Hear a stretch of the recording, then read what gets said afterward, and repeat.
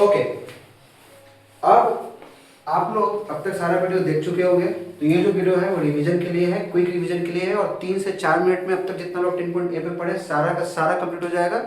चलो शुरू करते हैं। देखो, सबसे पहले दिया गया है कि मैग्नेटिक फील्ड की स्टडी का मतलब क्या होता है, मैग्नेटिक फील्ड लाइंस की स्टडी करना। ठीक है, मतलब मैग्नेटिक फील्ड जैसा एग्जैक्टली आपको कुछ स्टडी नहीं करना, स्टडी करना है क्या करना, मैग्नेटिक फील्ड लाइंस के बारे में स्टडी करना है। और दूसरी बात क्या है बच्चों, हम लोग किसके बारे में पढ़ रहे हैं, इलेक्ट्रोमैग्नेटिज्म के बारे में पढ़ रहे हैं। कहने का मतलब हम लोग उस मैग्नेटिक फील्ड की बात कर रहे हैं जो तब जनरेट होगा जब उसमें कोई ना कोई करंट पास कर रहा होगा, राइट। तो इसके लिए हमें बस 3 चीजों के बारे में पढ़ना होता है। ठीक है, एक स्ट्रेट करंट कंडक्टर, दूसरा जब वो घूम जाए, ठीक है, और तीसरा जब वो सोलेनॉइड बन जाए। इन तीनों के बारे में हमें पढ़ना है कि ये तीनों किस तरह का मैग्नेटिक फील्ड जनरेट करते हैं। अगेन, मैग्नेटिक फील्ड का मतलब मैंने क्या बताया, किस तरह के मैग्नेटिक फील्ड लाइंस पे जनरेट करते हैं।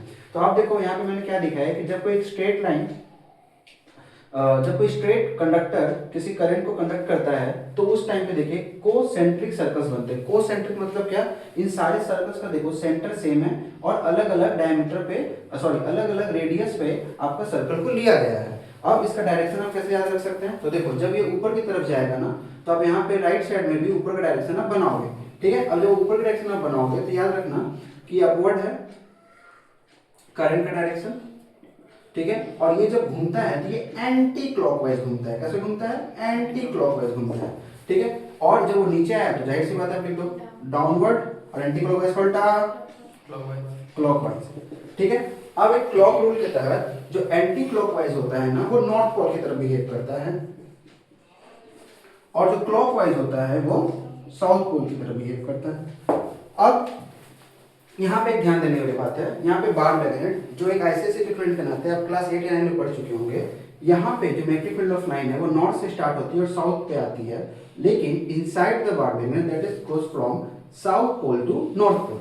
अब यहाँ पे आप देखो कि यहाँ पे भी आपको दिख रहा होगा कि जो करंट है यहाँ से होकर इधर जा रही है, यानी ऑटोमेटिकली ये जो पॉइंट है, ये जो मैग्नेटिक फील्ड है वो नॉर्थ पोल की तरफ बिहेव करेगा, और ये जो पॉइंट है वो साउथ पोल की तरफ बिहेव करेगा। ठीक है, और जैसे जैसे हम लोग दूर जाएंगे तो यहाँ पे देखिए ना, ये नॉर्थ पोल का इफेक्ट रह जाएगा ना साउथ पोल का इफेक्ट रह जाएगा।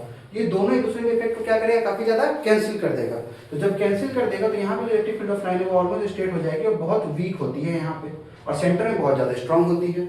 अब आ जाइए सोलेनॉइड में। तो सोलेनॉइड में अगर आप देखिएगा तो यहाँ पे देखिए, यहाँ पे मैंने लिखा है नॉर्थ, ये साउथ। अगेन आप देखिए जो इलेक्ट्रिक करंट के तहत जो मैग्नेटिक फील्ड ऑफ लाइंस आ रही है वो भी नॉर्थ से स्टार्ट हो रही है और साउथ पे आके खत्म हो रही है। यानी ये भी किसकी तरह बिहेव कर रहा है, बार मैग्नेट की तरह। ये भी कैसे बिहेव कर रहा है, एक बार मैग्नेट की तरह। अब सोलेनॉइड के बारे में जो इंपॉर्टेंट बातें आपको याद रखना है वो ये रखना है कि इनसाइड जो मैग्नेटिक फील्ड होता है वो स्ट्रांग होता है और आउटसाइड में वह वीक होता है। और एक इंपॉर्टेंट बात, मैग्नेटिक फील्ड का मतलब क्या होता है वो तो आप जानते हैं कि मैग्नेट के चारों ओर वह एरिया जहां पे मैग्नेटिक फोर्स को हम लोग फील करते हैं। लेकिन मैग्नेटिक फील्ड ऑफ लाइंस का आइडिया आया कहां से, तो मैं थोड़ा सा वापस से स्टेप बैक करता हूं। तो आप समझो कि मान के चलिए यहाँ पे एक मैग्नेट है नॉर्थ एंड साउथ, और यहाँ पे भी एक छोटा सा मैंने मैग्नेट लाया जो सिर्फ नॉर्थ पोल वाला है। हालांकि प्रैक्टिकली पॉसिबल नहीं है, बट लेट अस सपोज। ठीक है, तो ये जब इसको पुश करेगा तो किसी एक सर्टेन डायरेक्शन में करेगा। जब वो सर्टेन डायरेक्शन में करेगा तो उसी को हम लोग इमेजिन कर लेंगे कि ये सर्टेन को एक मैग्नेटिक फील्ड लाइन था जो इस तरह से दूर जा रहा था, और यहाँ पे जब मैंने रखा तो इसी को इसने फॉलो अप किया। यानी एक टाइम पे डायरेक्शन तो सिर्फ एक ही होगा। क्या ऐसा हो सकता है कि एक टाइम पे इधर भी फोर्स लगे इधर भी फोर्स लगे? नहीं। यानी अगर ऐसा होगा तो हम लोग बोल सकते हैं मैग्नेटिक फील्ड ऑफ लाइन क्या कर इंटरसेक्ट कर रही है, लेकिन क्या कभी इंटरसेक्ट कर सकती है? नहीं कर सकती है। तो एक बात आपको याद रखना है कि मैग्नेटिक फील्ड्स ऑफ लाइन कभी भी एक दूसरे को नहीं काटती है, क्योंकि वो फील्ड ऑफ लाइन से आपकी एक्स ने। अब आगे देखो।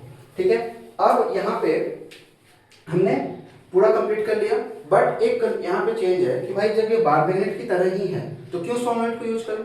तो बेटा याद रखना, इसका यूज इसलिए करते हैं क्योंकि बार मैग्नेट से ज्यादा ये पावरफुल बनाया जा सकता है। नंबर ऑफ टर्न घुमाओ, आप देखेंगे इसका मैग्नेटिक फील्ड का जो स्ट्रेंथ है वो बढ़ चुका है।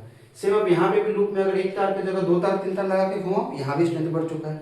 दूसरा, अब देखो मान के चलो कि यहाँ पे जो वोल्टेज है आपने इलेक्ट्रिसिटी में पढ़ा होगा, मान के चलो 5 वोल्ट का है, तो जो मैग्नेटिक फील्ड जनरेट होगा कंपेयर टू अगर मैं 10 वोल्ट की बैटरी लगाऊं, ज्यादा वोल्ट होगा तो ज्यादा करंट होगा, राइट। तो उस केस में करंट भी अगर हम लोग इंक्रीज करें तो भी मैग्नेटिक फील्ड आपका बढ़ जाएगा।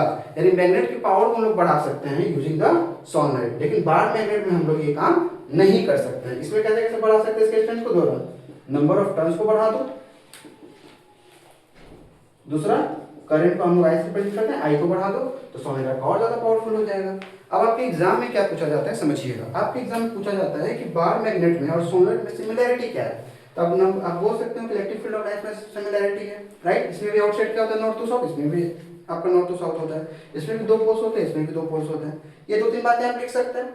अगर आपको बात की जाए कि क्या अलग है, तो अलग यही है कि बार मैग्नेट को हम लोग किसी तरह से बढ़ा नहीं सकते हैं, जो उसका इनहिबिटेड प्रॉपर्टी है वही रहेगा। लेकिन जब सोलेनोइड की बात आती है तो नंबर ऑफ टर्न्स बढ़ा दो, उसका पावर इंक्रीज कर गया, करंट का वैल्यू बढ़ा दो, उसका पावर इंक्रीज हो गया। उम्मीद करते हैं आपका रिवीजन हो गया होगा। Thank you so much for watching.